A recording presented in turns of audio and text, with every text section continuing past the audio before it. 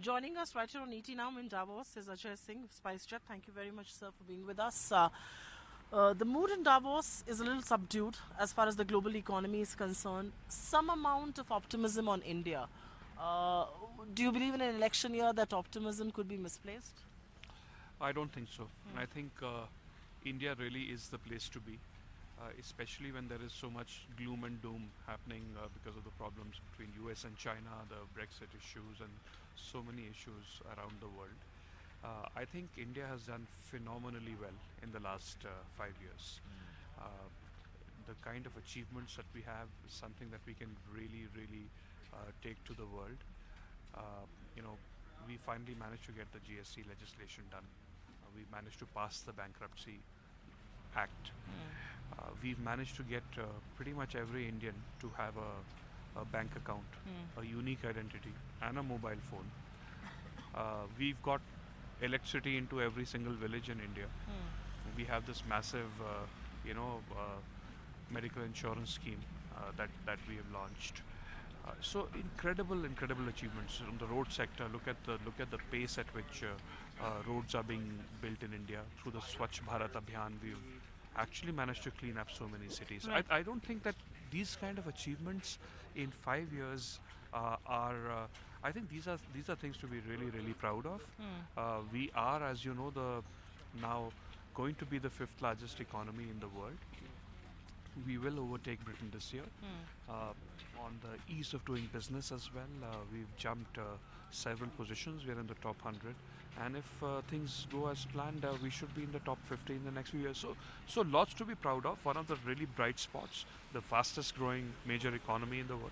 So I think Mr. India Singh, is a place to look at. Mr. Singh, I think most people will agree with you on the things that you've counted as big hits of the government.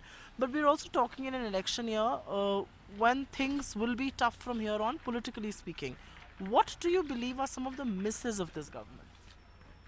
Well, I think it's a government that works that will make mistakes. So this government has tried to do a huge amount of work in the short time that it had, and in that perhaps there has been some miscalculation on the speed at which reforms would be accepted in India. I think GST quickly following on the heels of demonetization from a timing perspective was a bit of an issue. I think demonetization itself was perhaps a bit questionable. But as I said, it's a government that tries to do something out of the box, something big that will actually make mistakes. I think one issue that we need to tackle a little more urgently is the issue of the indebtedness of Indian companies as well as banks, and the ability of Indian companies to raise credit. I think credit flow has really slowed down, and in part, we really want our country to be a country of risk takers, a country of entrepreneurs. The Prime Minister has said this very often, but unfortunately, I think what is happening is that business failure is actually being penalized a lot more strongly than it should be. I think business failure is something to be not unduly concerned about. You need to move on to the next business. But I think partly what's happening in India is that there is a great deal of penalty for business failure. I think that we What need to what correct. essentially are you referring to? Do you believe there is some amount of are you referring to the IBC where promoters could be losing their companies? Are you saying that capitalism in some sense is stigmatized and businesses are being penalized? I mean, how do you make promoters see the value uh, if you don't make them lose their businesses for the loans that they're No, taking? I think they certainly should lose their businesses. I think IBC is a wonderful piece of legislation, and it's again something to be extremely proud of. What I was talking about was the fact that we have small businesses, small entrepreneurs, startup companies, who when they borrow money and for perfectly legitimate reasons, uh, you know, lose their businesses or go bankrupt. The fact that they have defaulted on loans is stigmatized. The fact that their names are on all sorts of lists, that they cannot go and raise capital in the future. I think we need to clearly make this distinction between those that have willfully in a fashion which is perhaps even criminal, uh, you know, done done stuff which True.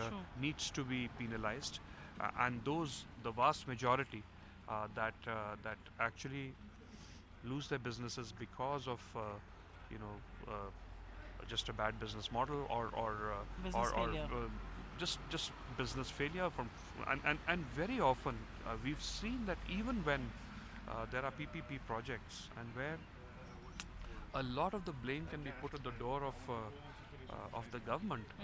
The promoters who have actually Taken a risk. taken a risk have been penalized. So this is something that we need to look at. But as I said, many more positives than negatives, Sure. and I think in this gloom and doom, India really is a bright and shining star. Oh, absolutely. But just as we close this conversation, and we're trying to keep conversations crisp, Mr. Singh, investors, industry, there is this sense that they fear fractured mandates. They don't like fractured mandates. They believe that a strong, decisive government with a brute majority is what moves us in the right direction of reforms. Are you somebody who's wary of a fractured mandate? Because there are very many chances that 2019 could throw up that. Of course, we are concerned about a fractured mandate. I think whichever government comes into power, and we do hope at this time that this will be the current government because there is just so much work which has been done. It will be a pity not to take some of that work forward. But no matter whichever government is in power should have a clear mandate, and it just helps in decision making.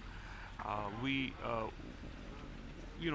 we cannot be in limbo, and we've had previous experiences with the governments which have had a fractured mandate, and it hasn't served the country well.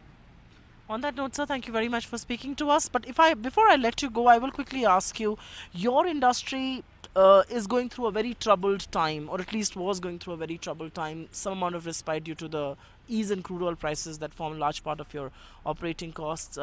From a policy intervention point of view, one thought there will be a package, one thought there will be a lifeline. One didn't happen.